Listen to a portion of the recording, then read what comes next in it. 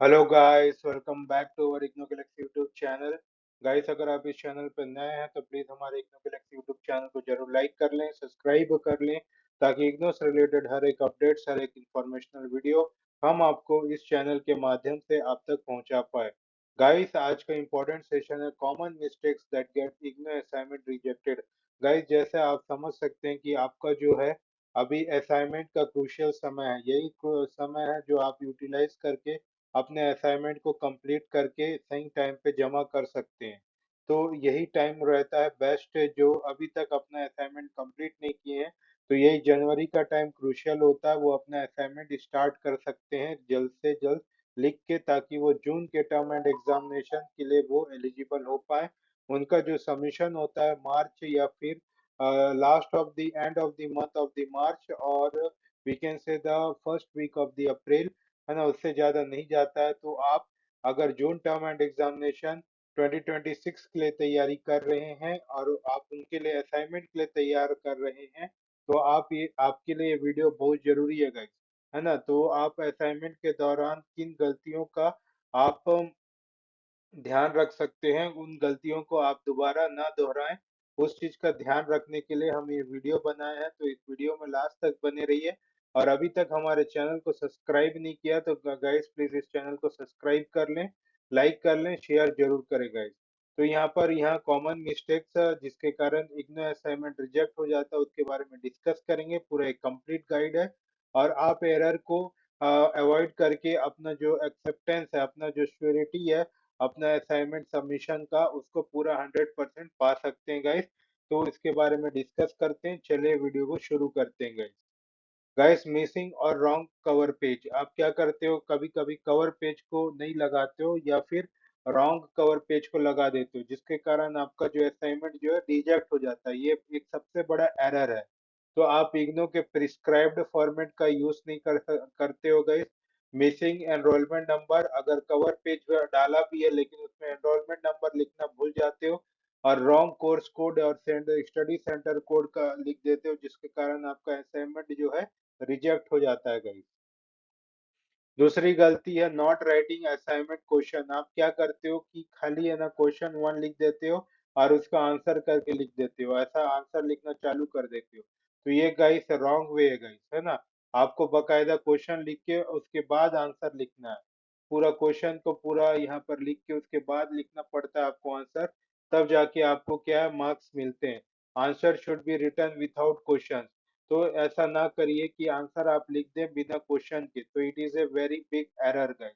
Wrong question number, अब question number किसी का पेपर में दिया है क्वेश्चन वन, आप अपने से डाल दे रहे हो उसको क्वेश्चन टू, तो उसको क्या रिजेक्ट हो जाएगा। जैसा क्वेश्चन पेपर में दिया जाता है उसी पैटर्न में आपको क्वेश्चनिंग करनी है गाइस।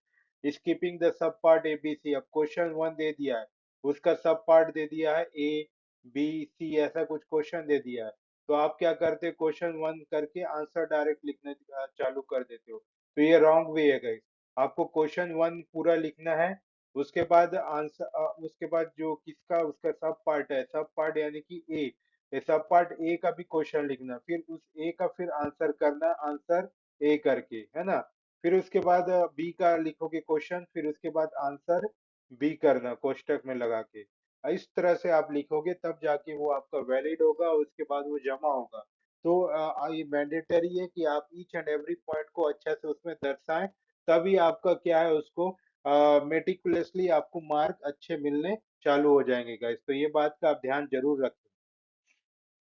तीसरा, एक्सीडिंग और इग्नोरिंग द वर्ड लिमिट। अब वर्ड लिमिट क्या है, उसमें दिया गया 250 वर्ड का, आप लिख देते हो उसमें 500 वर्ड का। तो इसमें से क्या होता है, आप वर्ड लिमिट को इग्नोर कर रहे हो, जो कि एक बहुत ही बड़ा एरर है गाइस। ये सब चीज को आपको देखना पड़ता है क्वेश्चन में कितने वर्ड्स में इसके आंसर दिए होते हैं। तो टू शॉर्ट आंसर्स आपको नहीं लिखना है, ओवर राइटिंग करोगे अननेसेसरी का वो नहीं करना है।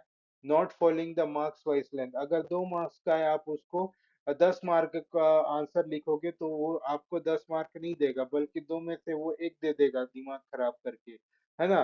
तो इसलिए बहुत अच्छा है, जितना वर्ड्स का बोले रहता है 3 पैरा 4 पैरा, उसके हिसाब से आपको आंसर लिखना है, और सटीक उसमें एकदम फ्लो चार्ट में बना के दिखाना है, ताकि देखने वाले इन्विजिलेटर को भी अच्छा लगे और आपको 2 मार्क्स तुरंत उसमें दे देगा। है ना? तो ये बात का आपको ध्यान रखना है। फोर्थ है plagiarism and copy paste content. क्या करते हैं, कोई एक दोस्त का लिखा हुआ है, उसका कॉपी पेस्ट कर दीजिए। या फिर कोई ऐसा कर देते हैं कि मतलब इंटरनेट में जो लिखा हुआ रहता है पूरा डॉक्यूमेंट्स, उस पूरा मतलब डॉक्यूमेंट्स बोलने से पूरा मतलब वर्डिंग, जो वर्डिंग उसमें दिया रहता है उसका डिट्टो कॉपी पेस्ट करके जमा कर देते हैं, या फिर कोई कोई तो प्रिंट आउट निकाल के उसका जमा कर देते हैं। तो ये बहुत ही गलत है, क्योंकि वहां पर रेफरेंस चेक किया जाता है गाइस। वहां पर जब इन्विजिलेटर आपके असाइनमेंट्स को चेक करेंगे, या फिर आपके जो उन लोग ऑनलाइन मंगाते हैं, अगर ऑनलाइन आप जमा किए हो या ऑफलाइन, जब उसको स्कैनर से स्कैन करते हैं तो उनके सिस्टम में ही वो बता दिया जाता है कि आपने कॉपी किया हुआ है। उनके पास एआई इनेबल्ड सिस्टम है, वो पूरा आपका बता देता है कि कहाँ से इन्होंने रेफरेंस लिया है, कहाँ से कॉपी पेस्ट किया है। तो वो फिर आपका अगर जो असाइनमेंट है वो रिजेक्ट हो जाता है। ये चीज आप गाइस इसका ध्यान रखेंगे, वो आपका जितना भी है, आपका असाइनमेंट पेपर जो है, असाइनमेंट का क्वेश्चन, असाइनमेंट्स का क्वेश्चंस के साथ जो आप आंसर लिखे रहते हो, यानी कि आपके असाइनमेंट्स के आंसर, वो क्या है, एआई इनेबल्ड सिस्टम में चेक होती है। अगर आपने कॉपी पेस्ट किया है तो फिर उसमें प्लेगरिज्म इशू लग जाएगा, फिर आपका असाइनमेंट रिजेक्ट हो जाएगा guys। तो कॉपिंग from internet it is not good guide. ये आप गलती करते हैं कि आप कॉपी करते हैं इंटरनेट से या गाइड से, और same content used by multiple student, कोई दूसरा स्टूडेंट है उसका कॉपी पेस्ट कर दीजिए, ऐसा कुछ काम कर दीजिए, तो आपका जो है पूरा असाइनमेंट जो है रिजेक्ट हो जाएगा। एआई लाइक और जेनरिक आंसर्स, एआई के जैसा कुछ आंसर्स मिल गया उसको कॉपी पेस्ट कर दे रहे हैं, या कहीं जनरल आंसर कहीं पर मिल गया आपको, कोरा में मिल गया, कहीं रेडिट में मिल गया, कुछ ऐसा कुछ मिल गया तो उससे कॉपी पेस्ट कर ले रहे हैं, तो ये बहुत गलत बात है गाइस। आपका जो है असाइनमेंट जो है रिजेक्ट करने की चांसेस जो है, होने की चांसेस जो है बढ़ जाती है।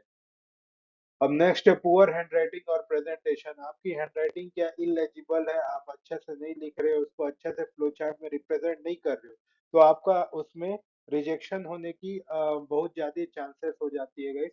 तो eligible handwriting is not good. Over crowded pages, अगर आपकी आंसर जो है 10 ही पेज में हो जाने को है, लेकिन आप उसको बड़ा बड़ा लिख रहे हो, या फिर उसमें वर्ड्स के बीच में जो स्पेस है ज्यादा दे दे रहे हो, तो वो ओवर क्राउडेड पेजेस में आएगा, वो सुपरफ्लूअस पेज में आएगा, और आपका जो है असाइनमेंट रिजेक्ट हो जाएगा। तो ओवर क्राउडेड पेजेस को आपको नहीं करनी है, आपको लिमिटेड पेज में लिमिटेड वर्ड में जितना बनाया गया है, जितना वो प्रैग्मेटिक है, उतने ही पेजेस आपको लिख के जमा करनी है। नो मार्जिन और स्पेसिंग, आप क्या मार्जिन नहीं दे रहे हो, है ना? अगर एक मतलब पूरा एक कॉपी में लिख रहे हो तो एक पूरा प्रॉपर मार्जिन में ऐसा करके आप उनको जताना पड़ेगा, उसको पूरा जो क्वेश्चन वन, ऐसा क्वेश्चन वन है फर्स्ट, उसका आंसर है, तो इस तरह से आपको लिखना पड़ता है गाइस। मार्जिन देना जरूरी है, इधर से एक दे दीजिए, इधर एक दीजिए, दे दीजिए, क्या है इसमें, इसमें क्या है, आपका एक अच्छा असाइनमेंट का कॉपी अच्छा लगता है गाइस, है ना, पूरा सिस्टम वाइज। और स्पेसिंग भी देना चाहिए। कोई कोई क्या करते हैं, द एंगल उसको एकदम चिपक चिपक के लिखते हैं, ज्यादा चिपकाना नहीं है उसको, है ना, एक मीडियम रेंज में स्पेस देते हुए चलना है ना, तब जाके वो क्या है, आपका जो है आंसर जो है करेक्ट होगा, और आपका जो है रिजेक्ट होने से बचेगा आपका असाइनमेंट, है ना? तो इस बात का ध्यान रखेंगे गाइस। मिसिंग सिग्नेचर और डिक्लेरेशन, अब डिक्लेरेशन के कवर पेज जो होते हैं सामने के, वहाँ आपका सिग्नेचर नहीं रहता, डिक्लेरेशन फॉर्म भी आप नहीं भरे रहते, तो student declaration not sign, declaration के नीचे अगर साइन मांगा है, अगर आप नहीं दिए तो भी रिजेक्ट हो जाता है। Tutor evaluation section filled by student, तो ट्यूटर का जो इवेल्युएशन सेक्शन है ना, और उसको खुद अपने से स्टूडेंट ने भर देते हैं, क्योंकि ट्यूटर का इवेल्युएशन यानी कि आपके टीचर्स का खुद उसका इवेल्युएशन करके वो खुद डालेंगे, वो टीचर का काम होता है। यहाँ पर स्टूडेंट खुद टीचर बन जाते हैं और अपने हाथों से उसका इवोल्यूशन का जो सेक्शन है खुद भर देते हैं, तो ये रिजेक्ट हो जाता है।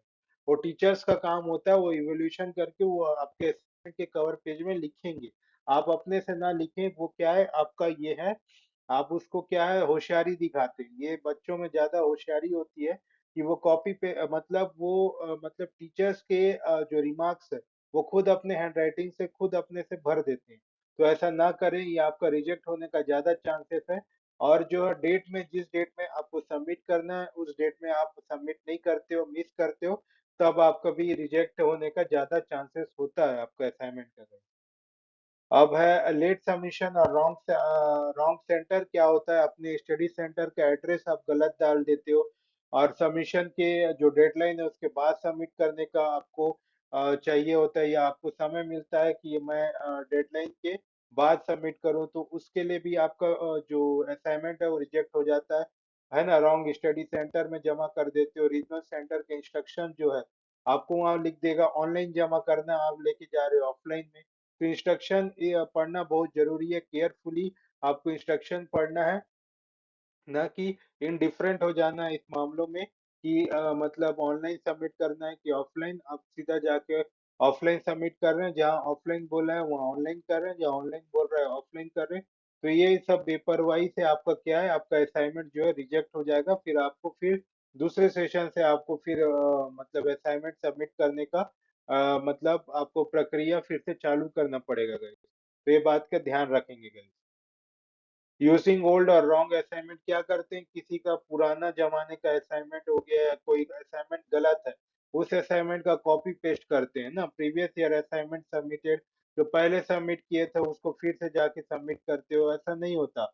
हर साल का नया नया असाइनमेंट आपको लिखना पड़ता है और उस पर जमा करना है। तो पुराने असाइनमेंट को सबमिट करोगे तो फिर आपका रिजेक्ट होगा गाइस। होशियारी का, अगर होशियारी से आप अपना ऐसा सोच लोगे कि मैं ऐसा कर दूंगा तो मैं मेरा असाइनमेंट निकल जाएगा, तो ये बहुत ही गलत सोचते हो गए।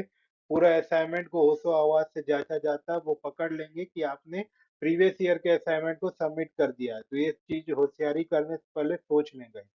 रॉन्ग सेशन जून जून का अगर है, आप दिसंबर का कर दे रहे हो, दिसंबर 2026 का आप असाइनमेंट लिख के जमा कर दे रहे हो, जून का है तो अगर जून का है तो दिसंबर का वाला को जमा कर दे रहे हो, दिसंबर का है तो जून का वाला को लिख के जमा कर दे रहे हो।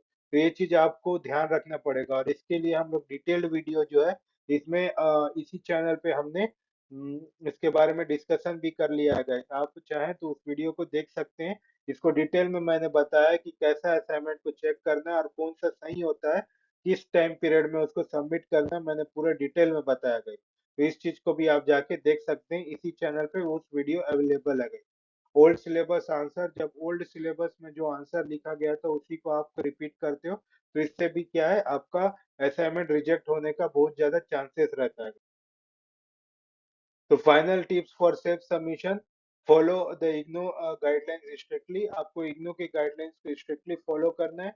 डबल चेक बिफोर सबमिशन, आपको डबल चेक कर लेना है बिफोर द सबमिशन, क्योंकि गाइस क्या होता है कि आप है ना कभी अपना कोर्स कोड साइन करना भूल जाते हो, या स्टडी सेंटर का नाम गलत लिख लेते हो, या फिर कवर पेज में आप है ना उसमें कुछ सिग्नेचर का ब्लैंक छोड़ देते हो। तो ये सब चीज हो जाता है, इसलिए डबल चेक करना बहुत जरूरी है कि फोटोकॉपी और पीडीएफ बैकअप लिखने के बाद क्या है, अपने के लिए अपने पास एक सॉफ्ट कॉपी रखा करें। एक्नॉलेजमेंट रिसिप्ट भी मिलता है उसको भी रखा करें, और उसका सबका एक पीडीएफ, या हो सके तो पीडीएफ, या फिर हो सके तो आप एक सॉफ्ट कॉपी मतलब सॉरी सॉफ्ट कॉपी यानी पीडीएफ हार्ड कॉपी आपको प्रिंट आउट करा के उसका जेरोक्स करवा के आप रख सकते हैं, है ना, for the future clarification, for your future reference. So thank you guys, I hope you like this session. अगर आपको ये सेशन अच्छा लग रहा है तो प्लीज हमारे इग्नो गैलेक्सी यूट्यूब चैनल को जरूर लाइक करें, सब्सक्राइब कर लें। या इग्नो असाइनमेंट से रिलेटेड आपको 360 डिग्री सपोर्ट की जरूरत है तो इस दिए गए व्हाट्सएप नंबर पे आप कॉल बैक कर सकते हैं या फिर मैसेज कर सकते हैं, हमारी टीम आप तक रीच आउट होकर आपकी जरूर सहायता की जाएगी। आपको असाइनमेंट से रिलेटेड कोई भी क्वेरी है, आपको कैसे बनाना है, किस टाइप को आपको सपोर्ट चाहिए, आप इस व्हाट्सएप नंबर पे डायरेक्ट पूछ सकते हैं हमारे व्हाट्सएप करके, या फिर कॉल बैक करके भी आप पूछेंगे तो हमारे मेंटर्स जो है आपको जरूर गाइड करेंगे। तो ऐसे इग्नो गैलेक्सी के यूट्यूब चैनल पे बने रहने के लिए शुक्रिया गाइस। रोज पढ़ते रहिए, ऐसे ही बने रहिए हमारे चैनल पर। तब तक के लिए गुड बाय, जय हिंद।